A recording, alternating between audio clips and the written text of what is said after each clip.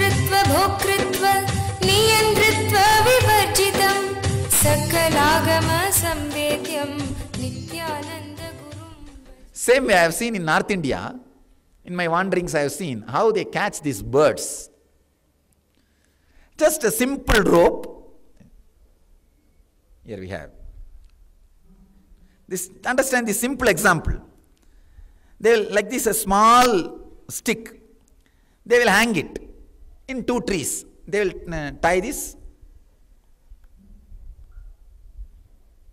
See, like this, a small stick. They will tie in 2 trees. These 2 ropes will be tied in 2 trees. Nothing. You may think, how can this small thing can be used to catch birds? Like this, they will hang it. This poor guy, that bird will come and sit in one side. Naturally, because of his weight, what will happen? Upside down. It will become upside down. That poor guy, he will be hanging upside down. He cannot understand. If he lets go, he can just fly. That poor guy, no, if I relax, if I open, I may fall, I may break my head, I may injure myself, and that fellow will be hanging just upside down. For half an hour or 1 hour he will be hanging. And slowly the hunter will come and catch that fellow, put him in the cage. Understand? See, this is your thoughts, this stick is your mind, and that bird is you, the jiva. The bird is the jiva. If you just let go the mind, you can fly. But your mind says, no. If you think, no. If I let go, I may fall and break my head. My family may be disturbed. My business will be disturbed. My house will be disturbed. I may become imbalanced. My whole life will become chaos. Can that bird be convinced intellectually? No. If you let go, you can just fly. Can that bird be convinced? No. Impossible. That guy thinks this stick is the security. And he hangs. That naturally, simply the hunter comes and catches him. The hunter is Yama. You will be hanging. You will be hanging, thinking that this stick is a security. Simply till Yama comes. When Yama comes, he will just snatch you from this also and put you in the cage and take you and go. Understand? Exactly, we are doing the same game of that bird. Foolish bird. When I say that foolish bird does not understand, if he lets go, he can fly, you laugh. But you are in the same situation. If you just relax from the mind, see, there is no record of any bird letting go and falling and fracturing his head.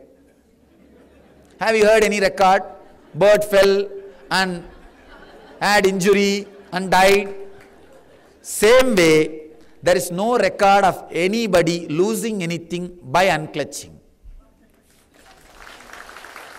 Anybody losing whether they are wealth or health or their life by unclutching. Understand? Simply your mind creating fear, saying no. If you let go, you will fall and die. And that guy is hanging. Understand? Sometime, some bird which was hanging like this, but somehow escaped, that bird comes back and sees this hanging bird and says, hey, relax. If you open up, you will fly. If you let go, you will fly. That guy is poking this fellow's leg. That is initiation. That is what is initiation. The bird which was hanging for some time, flied due to some reason, is coming back and saying, let go, relax. If you let go, you will only fly. You won't fall. That bird is Guru. That act is initiation. Understand, all you need is a simple confidence. The seed is saying, if I open up, who knows, will I become tree or I die? The tree is saying, no, only if you open up I can come out. The seed is saying, no, you come out, then I will open up.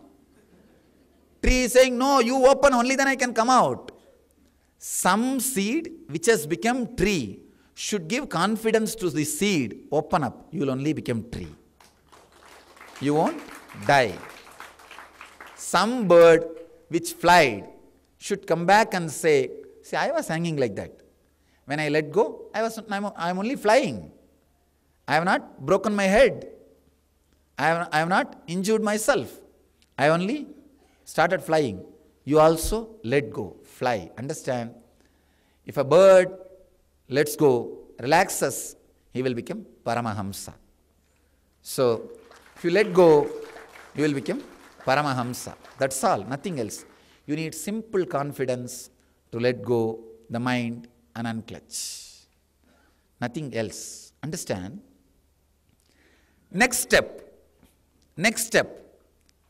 This bird, how much ever he tells, there are some birds which is hanging very tight. And that fellow will tell, no, when you were hanging and when you left, the below ground was only 10 feet. Now you see 30 feet. You don't know my situation. People tell me, when you left the house, you are not married. You did not have business, but you are telling us to unclutch. We are married, we have business. This hanging bird will argue. Understand? Of course, I am not telling you to leave the house, that is different. All I am telling you is unclutch. You will say, no, when you unclutched, you did not have any commitment. Only if you are in our situation, we will know. That bird arguing. When you let go, it was only 30 feet length, bottom. Now you see 100 feet, and you don't know how much fear I have. See, below, whether it's a 30 feet or 100 feet is not a problem, because you are not going to fall. You are just going to fly. But these birds sometimes will not trust. For that only, the next step. This bird which was trying to give initiation, it brings and puts a small net. And it says, all right, even if you fall, you will fall only on the net. You will not break yourself, fly. That is what is abhaya. Means, understand. That's what is abhaya. Very beautifully, Krishna does this job. After talking so much, teaching so much and giving Vishwarupa Darshana, even after all that, this fellow, this Arjuna, no, really. No, I have my own doubt whether really Arjuna was that dull, or Krishna is using Arjuna as a friend and talking, because a king cannot be that dull. And maybe Krishna is using Arjuna and talking to the worst possible student in future. Because, see, Krishna is Jagat Guru. He has to consider the weakest link and give the lesson for the weakest student. Maybe that is the possible. Because I cannot imagine Arjuna being so dull. Because this fellow is asking the same question again and again. And anyhow, the last chapter he says beautifully, finally, just before, I think, I don't know whether 12th or 13th chapter, he gives one assurance that Ananyas chintayanto mamye jana paryupasade desham nityabhiyuktanam yogakshemam vahamyakam. He says very beautifully, forget about everything else, just relax in me. I'll take care of your whatever you need and whatever your comforts. Yoga and Kshema. Yoga Kshema means bringing what you need and see that it stays with you. Not only I'll give, I'll ensure it stays with you. You see, it's a very strong word. Please understand, Krishna's words has no expiry date. There is no expiry date. You can't say the word has expired in 2000, now we are in 2010, the word has no meaning. No. It has no expiry date. First thing, let me tell you from my own experience. Understand, let me tell you from my experience one small incident. I'm honestly telling you the truth as it happened, little mystical, but if you have that feeling connection, catch the truth. It's a blessing for you.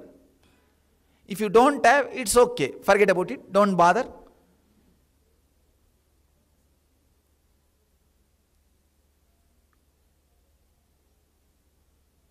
If you leave it, it's okay. Nothing wrong. But what I am saying is the honest truth as it is. I was staying in Haridwar at that time, in my wandering. Suddenly I had a diarrhea. Diarrhea means not just loose motion, bleeding. And literally at least 20 to 30 times per day. Literally. And I had a high fever also. High fever and diarrhea. I'm a alone sadhu. I was staying in a small kind of a underbridge on the banks of Ganga. One canal of Ganga. In Haridwar, Ganga has 5-6 canals, big canals, and I was staying in one canal. And I think I'm going to die. I'm going to die because I was not even able to go to hospital. And I was not even able to ask somebody to help. I decided anyhow, I think I'm going to die. And there was a small Shivalinga. I thought I'll die by putting my head on that Shivalinga because I was not able to move here and there anywhere. I dragged myself and put my head on the Shivalinga. I don't know what happened. I slept and suddenly one young sadhu came. He came with food and medicine. He came and he woke me up and said, Baba, I brought food for you. Maybe around 35, that age limit only. I brought food for you. He gave the food and medicine. I said, I don't know you. I think you are searching for somebody else. You are mistaking me. He said, no, I came in search of you only. I wanted to give you food. He gave me food and he gave some herbal medicines. I took. I felt little better. And he came continuously for 3 days, bringing food and gave me some medicine also. One thing was very attracting was the sadhu seemed to be very educated. He had a stoned pen. I thought it's diamond. Diamond stoned pen. Pen in his packet.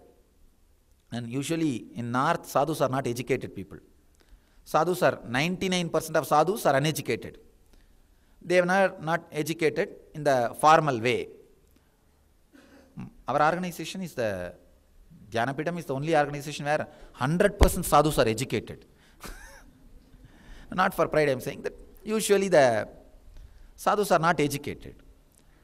I was surprised. It was attracting my attention, but anyhow I just left it. I asked him, you are from where? He told me he is from nearby one ashram. And even in the plate in which he brought, that ashram name was engraved. You know, in India we have the habit of engraving that name in the plate so that it won't be stolen. I saw that in the plate also that name was engraved, in name of that ashram. And anyhow, after 3-4 days I became all right. He stopped coming.